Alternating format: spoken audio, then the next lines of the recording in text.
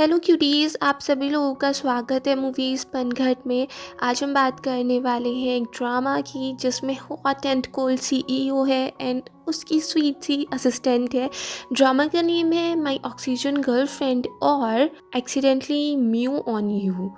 Episode की starting होती है, हमारी ड्रामा की मेन लीड हमारी हीरोइन रनिंग कर रही होती है, बट रनिंग करते करते ही उसका पैर अचानक से मुड़ जाता है और वो ज़मीन पे गिर जाती है।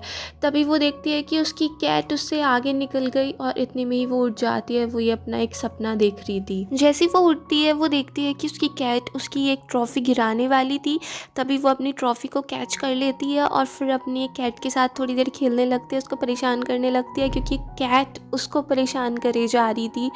फिर दिखाते हैं टियान पहले एक एथलीट थी बट उसके पैर में प्रॉब्लम हो गई थी जिस वजह से उसकी रनिंग वाला कैरियर अब ख़त्म हो चुका था।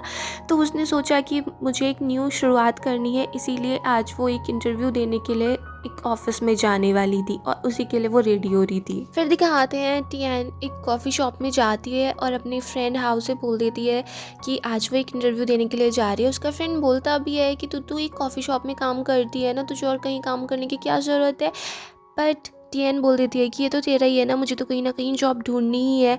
और इतने वो कैफ़े के अंदर जाती है कि कैफ़े में जो कैट थी वो निकल के भाग जाती है। टियन हाउस से बोल देती है कि मैं उसको पकड़ के लाती हूँ, थोड़ा सा वेट करो, और फिर वो उस कैट के पीछे पीछे भागती है। इतने में ही वो ब्लैक कैट एक कार के नीचे छिप जाती है और वहाँ पे एक आदमी खड़ा हुआ था। टियन बहुत तेज़ी से भाग के आ रही थी, उसको मोमेंटम बनता नहीं और वो उसके ऊपर ही जंप मार देती है और जिस वजह से दोनों ही गिर जाते हैं और टियन उसके ऊपर गिर जाती है।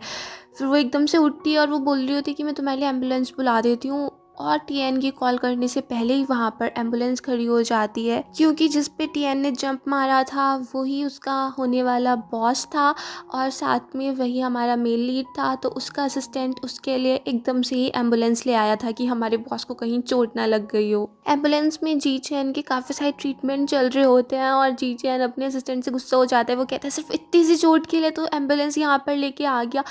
असिस्टेंट बोलता है कि बॉस जैसे ही आपका अलार्म एक्टिवेट हुआ मैं एकदम से ही एम्बुलेंस लेके आ गया, इससे ज़्यादा मैं और क्या करता। फिर दिखाते हैं जी चैन अपनी कंपनी में जाता है, अपने एम्प्लॉयज़ को अपना इंट्रोडक्शन देता है और साथ में बोल देता है कि मैं और कुछ ज़्यादा बात नहीं करना चाहता, बस इतना बता दूं कि मैं अब इस कंपनी में आ चुका हूं तो मैं 1 साल में इस कंपनी के आउटपुट को डबल कर दूंगा। और साथ ही अपनी कंपनी के एक department sports and cultural department को भी वो फायर कर देता है और उस डिपार्टमेंट को बिल्कुल कैंसिल ही कर देता है। उसको सुन के लूसी उस पर बहुत गुस्सा हो जाती है और वो कहती है कि ये डिपार्टमेंट तो हमारी इस कंपनी का एकदम रूट से रहा है, शुरू से रहा है, हम इसको ऐसे नहीं निकाल सकते हैं। और इसमें जो एम्प्लॉयज़ हैं वो बहुत अच्छा काम करते हैं, वो हमारी इस कंपनी की रूट है और उनको हम नहीं निकाल सकते हैं। बट चैन बोल देते हैं कि इस डिपार्टमेंट ने हमारा कितना ज़्यादा खर्चा किया है, कि कितनी ज़्यादा सैलरी लेते हैं, बट इनका आउटपुट बिल्कुल ज़ीरो है, इनसे हमें कोई प्रॉफिट नहीं होता है, तो इसलिए आपसे डिपार्टमेंट यहाँ पर नहीं रहेगा। और सब एम्प्लॉय को फायर कर देता है और साथ में वो लूसी को भी फायर कर देता है।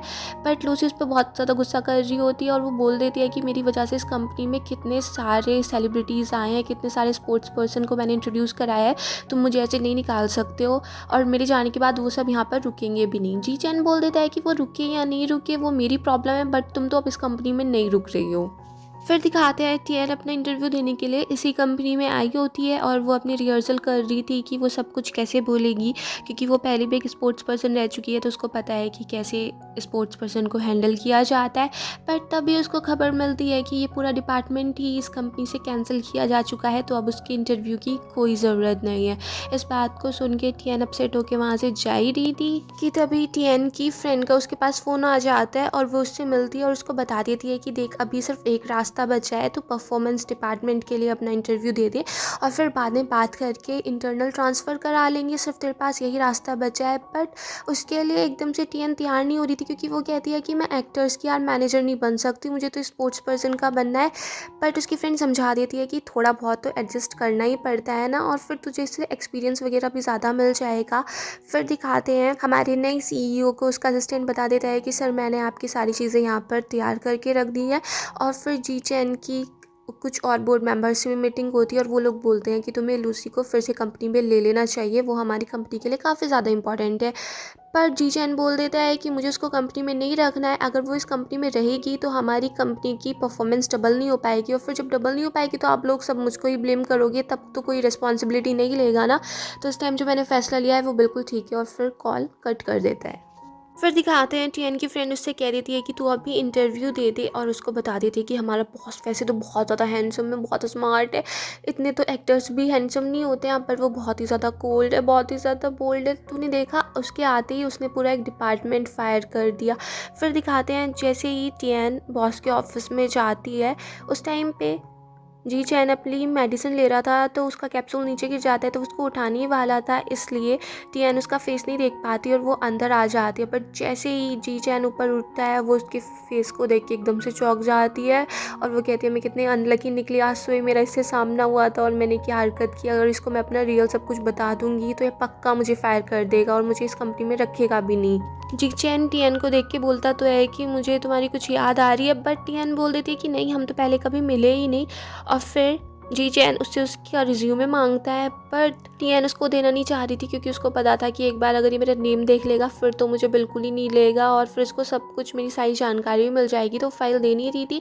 पर तभी वो फाइल उसका असिस्टेंट भी छीनने लगता है ना, टियन देना चाह रही थी और असिस्टेंट भी उसको छीनना चाह रहा था, और फिर इसी चक्कर में वो फाइल उड़ती है और डायरेक्ट बॉस के सिर पे जाके लगती है। उस फाइल को देखते ही जी चैन बोल देता है कि इस लड़की को हमारी कंपनी में कोई जॉब नहीं मिलेगी। टियन भी गुस्सा हो जाती है और वो बोलती है कि आप ऐसे कैसे निकाल सकते हो, आपने अभी तक तो इंटरव्यू भी नहीं लिया, एक बार मुझसे कुछ क्वेश्चन तो कीजिए।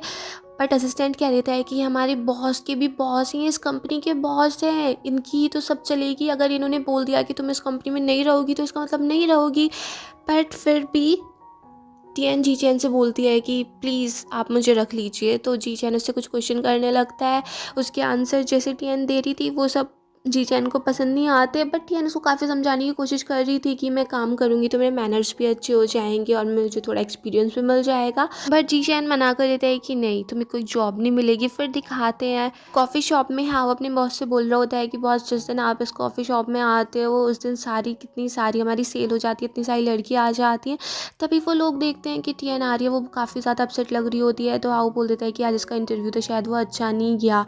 फिर दिखाते हैं कॉफ़ी शॉप वाला बॉस टियन के लिए कॉफ़ी भी तैयार कर देता है, और वो उससे बोल देता है कि तू इतनी जॉब की चिंता क्यों कर रही हो, तुम यहीं पर जॉब करो ना, कुछ टाइम के लिए यहीं रुको और फिर मैं तुम्हें बॉस बना दूंगा। तुम हमेशा चाहती थी कि एक कैट कैफ़े चलाओ, तो अब तुम्हारी वो इच्छा पूरी हो जाएगी। बट फिर भी टियन उसको मना कर देती है कि नहीं, ये जॉब भी ठीक है और मुझे इसमें कोई प्रॉब्लम भी नहीं है, बट मैं कुछ और ज़्यादा चैलेंजिंग चाहती थी अपनी लाइफ से, इसलिए मैंने उस कंपनी में इंटरव्यू दिया था। फिर दिखाते हैं टियन भी अपने घर पे पहुंचती है, रेस्ट कर रही होती है, और तभी उसको ध्यान आता है कि उसकी कैट कहीं आसपास दिख नहीं रही।